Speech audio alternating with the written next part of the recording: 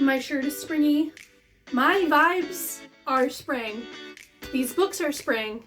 The weather outside is definitely not fully spring yet.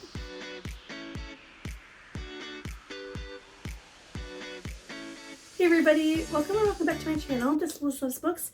Today we're going to be getting into books that give me all of the spring vibes. Forget Me Not by Julie Soto.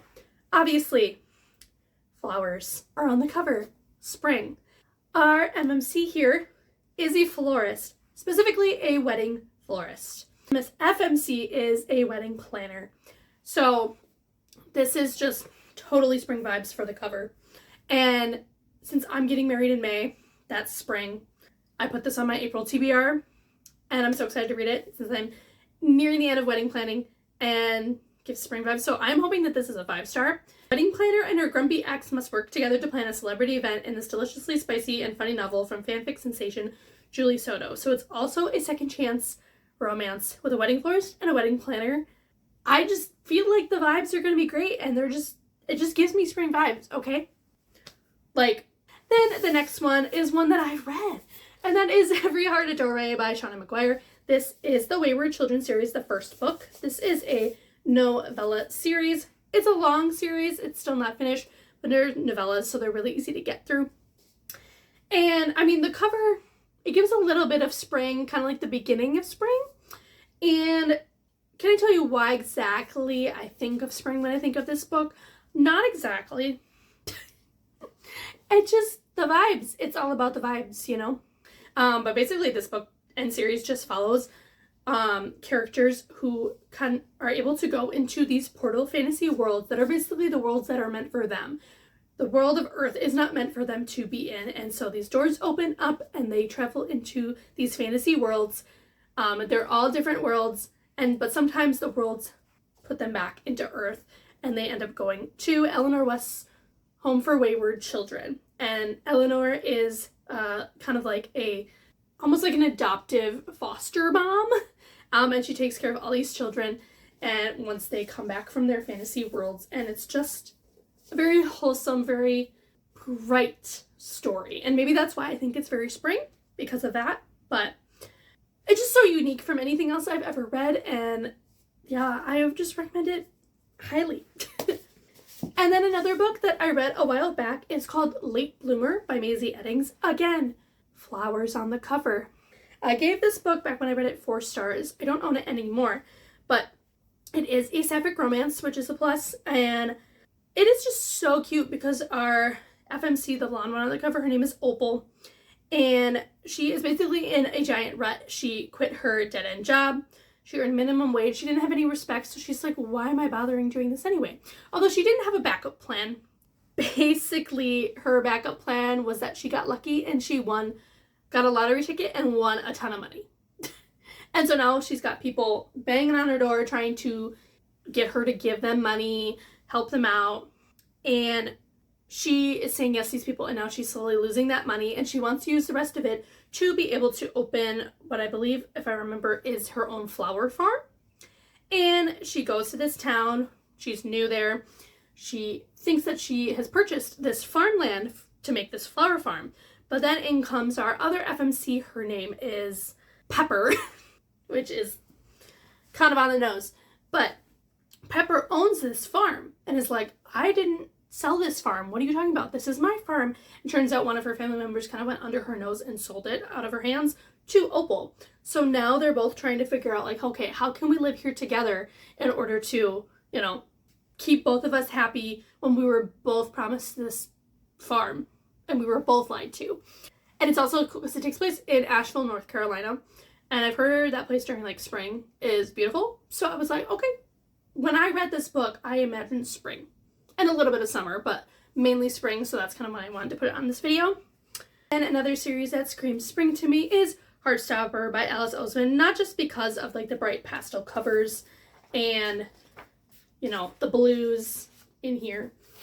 It doesn't take place strictly in spring. It takes place over many years throughout high school, so it does through all the seasons, but maybe I'm thinking like spring vibes into summer because I usually reread these in June every year for Pride Month. And it just gives me a light and happy feeling when I reread them. And so I kind of equate that with spring because, you know, there's new growth, new flowers, the sun's coming out, you feel lighter. It's a feeling, as I said. And I'm sure everybody knows about Heartstopper, so I won't get far into it, but it's a very cute YA graphic novel series. And I am excited to reread these for the 6th and final graphic novel that comes out in July.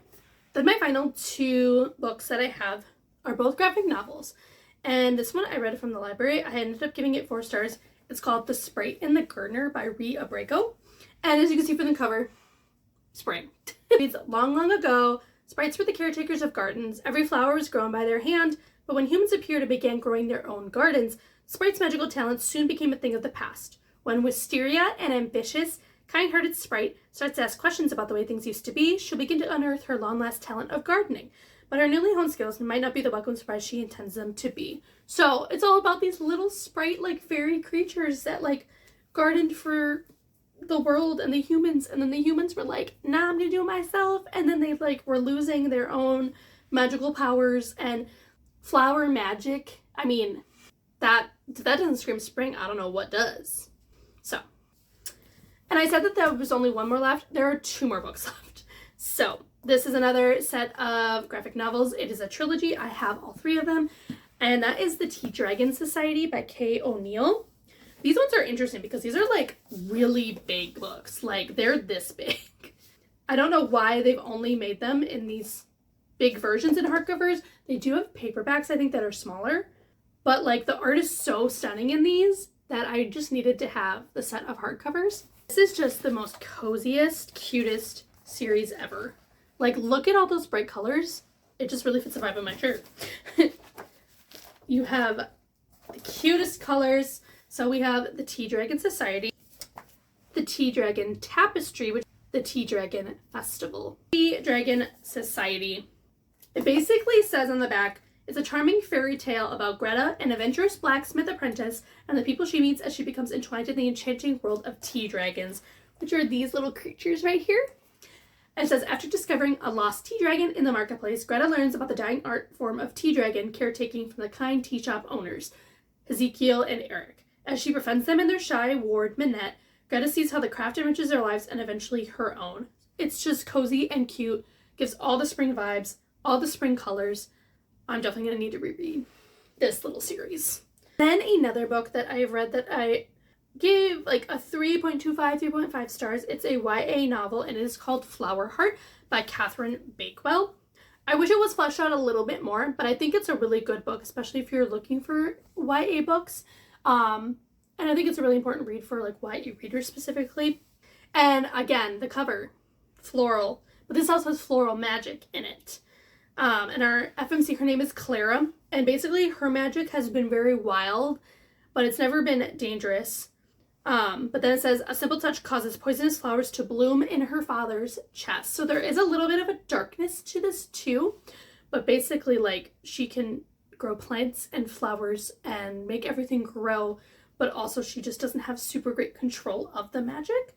And the only way to help heal her father is to cast an extremely difficult spell that requires perfect control.